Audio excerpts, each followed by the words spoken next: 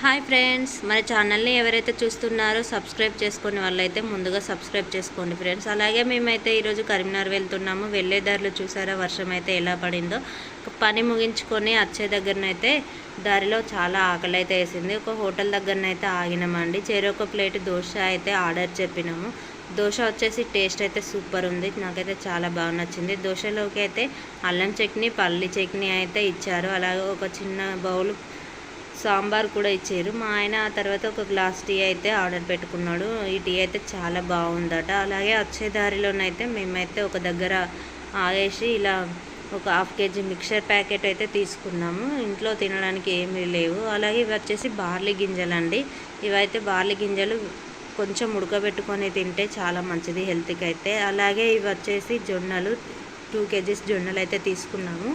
ఒక bread packet కూడా తీసుకున్నాము. ఇక వచ్చి రాగానే మస్తు తలనొప్పి అండి. ఏం లేదు, చేసేది ఏం లేకనైతే ముందుగా టీ అయితే పెట్టుకున్నాను. అల్లం టీ పెట్టాను. అల్లం టీ అంటే మా ఆయనకు చాలా ఇష్టం అండి.